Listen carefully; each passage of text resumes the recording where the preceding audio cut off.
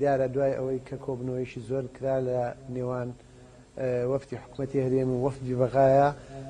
ئەوەی ئەیبینین تاکو ئێستا نەگەیشتونەتە ڕێکەوتنێکی گونجاو بەڵام دەنگۆی ئەوە هەیە کە ئەو پرۆژه یاسایی کە لە حکوومەتەوە هاتووە بخرێتە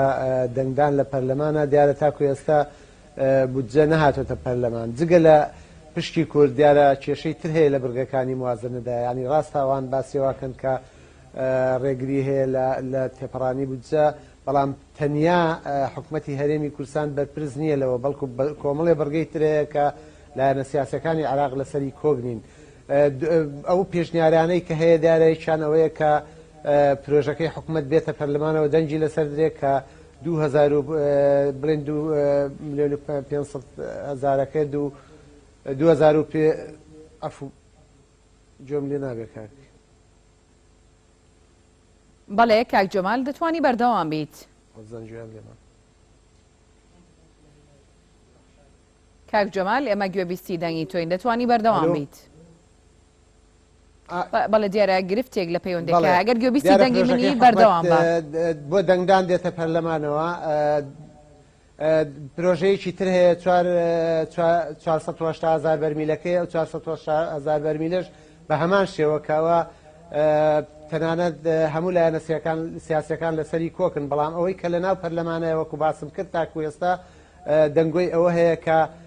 لایەنە شیعەکان داوای هەموو مەلەفی نەوتی هەرێمی کوردستانەکەن لەسەر ئەو خاڵە نەگەیشتنەتە ڕێکەوتن لەگەڵ حکوومەتی هەرێمی کوردستانە و تاکو ئێستا وەکو خۆی ماوە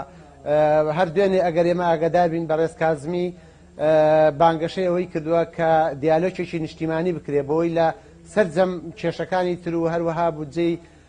ساڵی 2021 و پشتی هەرێمی کوردستانیش بگەنە ڕێکەوتنێ داوای ئەو دیالۆگە نیشتیمانیی کردووە یعنی تا ئێستا ئەوەی کە هەیە لە پەرلەمانە تا ئێمە دانیشتەکانی پەرلەمان دواخراوە بۆ دووشەمەی داهاتوو و دووشەمەی داهاتوو ئەبێ هەم یاسای محکەمەی اتحادی وهروەها یاسای موازنەی ساڵی 2021 دیارە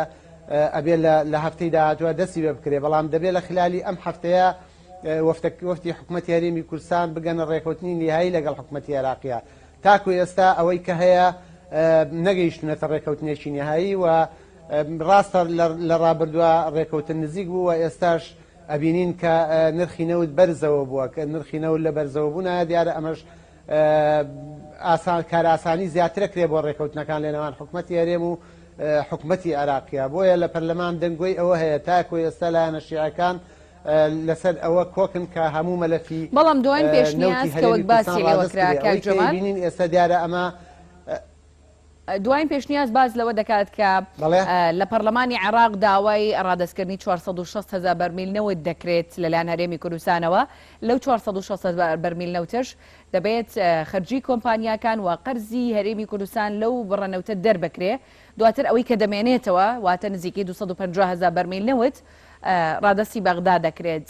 ئەمە ڕاستە ئەم دەنگۆیە دەمانەوێت پشتڕاستی کەینەوە بەڵێ بە تاکیدەوە شەر پرۆژەکەی حکوومەتە گرێتەوە پرۆژەکەی حکوومەتیش هەر باسیەوەکە کە 250,000 بەرمیل لەگەڵ ئەوەی کە ئەو نەوتەی تری کە زیادەکەی کە حکوومەتی هەرێم ئەیفرۆشێ بۆ استحقاقاتی ئەو کۆمپانیایە نەبێ بە هەمان شێوە ئەوەی کە باسی ئەوە شەکات 480,000 بەرمیلەکەش بە هەمان شێوە ئەبێتەوە 250 بەڵام ئەوەی کە هەیە ئێستا لە ناو پەرلەماندا لایەنە سیاسەکان یان ئەندامانی پەرلەمان کە هەموو ئەزانین کە ئێستا بانگەشەی هەڵبژاردن زیاتر ئەوە تەسیری تیان کردووە جادەی عێراقی زیاتر تەسیری تیان کردووە ئەوان ڕێیان وایە کە لە ڕابردووشدا زوڵم لە ناوەڕاست و لە خواری عێراق کراوە یعنی ئەمە دەنگۆیەکە لە ناو پەرلەمان بڵاو بۆتەوە بەڵام حکوومەتی هەرێم بە تاکید ئەبێ لە خلالی ئەم هەفتەیە ڕێکەوتنی تەواوەتی بکرێ لە بەرەوەی دووشەمی داهاتوو هەم محکەمەی اتحادی کە کێشەی تایە لەگەڵ حکوومەتی هەرێمە حکوومەتی هەرێم و حکوومەتی اتحادی و هەروها موازنەکەش بە تاکید دەبێت لە خلال ئەم هەفتەیە بەرچاوی پەرلەمان ڕوون بێ بۆی دەنگ لەسەر چی بدرێ هەم حکوومەتی هەرێمی کوردستان پرۆژەکەی یەکلایی بکاتەوە هەم ڕێکەوتنیش بکرێ لەگەڵ لایەنە سیاسەکانی عێراق سیاسی نێوان حکوومەتی هەرێم و لایەنە سیاسەکان ئەمە کۆتایی پێدەنێ وتەبێژی جێگری سەرۆکی حکوومەتی هەرێمی کوردستان ڕایگەیاند کە هەرێمی کوردستان و بەغدا لەسەر پرۆژە یاسای بودجە ڕێکەوتون هیچی نوێ هەیە لەو بارەیەوەیە وەکو پەرلەمانتاران لە بەغدا هیچ زانیاریەکتان پێگەیشتووە ڕێکەوتنەکە چۆنە و چییە؟ تاکو ئێستا ئێمە دیارە ڕۆژی سێشەم کۆتا کۆبنەوە ماندووە تاکو ئەو کاتە هیچ ڕێکەوتنێکی فەرمی بە ئێمە نەگەیشتووە و ئەوەی بزانین ئێمە ئەم ڕۆژ دیارە حکوومەتی هەرێمی کوردستان ئەمڕۆ کۆبنەوەی ئەنجومەنی وەزیرانە دواتر ئەزانین ئەوان بە چ پرۆژەیەکەوە دەرەچن و بەتەئکید وەفتی حکوومەتی هەرێمی کوردستانە بێ بچێتەوە بەغا لەگەڵ لایەنە سیاسەکانە ڕێبکەوە بێ پرۆژەیەکی بەرچاوڕوونیمانە بێ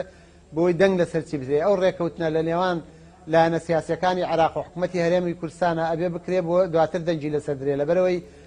ئەگەر بێتەوە پرۆژەی حکوومەت بێت بەتاکید دەنگ ناهێنێ لە پەرلەمانە یعنی پێویستە پێشووتر ئەم ڕێکەوتنە بکرێت دواتر موازنەی ساڵی 2021 بێتە پەرلەمانەوە تا ئێستا ناکۆچی زۆر هەیە هەم لە ناو دانیشتنی پەرلەمانەوە هەم لە ناو کوتلە سیاسەکانی عێراقدا بەتاکید ئەو پرۆژەی حکوومەت قورسە لە ناو پەرلەمانە بتوانین جێی بکەنەوە یا بتوانین دەنگی لەسەر بدێ بۆیە تاکو ئێستا ئێمە بە فەرمی هیچ ڕێکەوتنێکی کۆتایی نەهاتووە لە نێوان حکوومەتی عێراق و حکوومەتی هەرێمی کوردستاندا. باشە ئەگەر هەیە کە پرۆژە یاساکە لەم مانگەدا هەفتەی داهاتووشکە وەک جەنابەت ئاماژەت پێدا قەرار وایە دووشەمەی داهاتوو کۆ ببنەوە تێنەپەڕێندرێ؟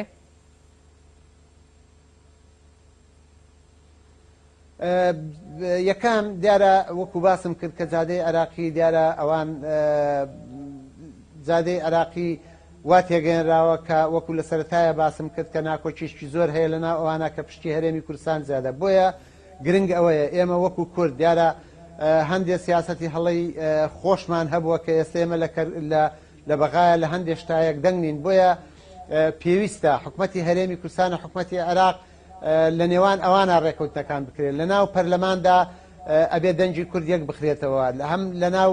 هێزە سیاسەکانی عێراقدا هەم سونە و هەم شیعەش ئەبێ ئەو ڕێکەوتنە ئەم جارە پرۆژە یاسای بودجە موافقەی لەسەر بکرێت ئەبێ دانیشتن کاتە بۆ ئەم جارە پرۆژە یاسای بودجە بەبێ کورد تێناپەڕێندرێ یاسای سیاسیانە و حکوومەتی هەرێمی کوردستاندا. بەڵێ سوپاس بۆ جەمال محەممەد ئەویان هەیە ڕێی زۆربەی پەرلەمان ئەتوانم بڵێم دەنگێک هەیە لە ناو پەرلەمانە دەنگێکی زۆرینە نییە بەڵام دەنگی ئەوەش هەیە کە بتوانن بەبێ کورتەی پەڕێن بەتاکیدەوە ناتوانن بەبێ کورتەی پەڕێنن بەڵام بەڕای من ئەبێتە هۆی دواکەوتنی مساعدەقە لەسەر موازنەی ساڵی 2021 ئەگەر ڕێکەوتنێک خلال ئەم هەفتەی داهاتوو نەکرێت هەتاکو ڕۆژی دووشەمە یان هەتاکو هەفتەی داهاتوو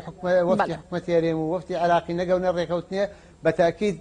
بەڕای من موازنە دوا ئەخرێ نەک بەبێ کورت تێپەڕێ تەسەوەڕ ناکەم جارێکی تر ئەو یاسای قەرزە دووبارە بێتەوە کە بتوانن بەبێ کورتەی پەڕێن. سپاس بۆ جەمال محەممەد شکر ئەندامی پەرلەمانی عێراق لە فراکسیۆن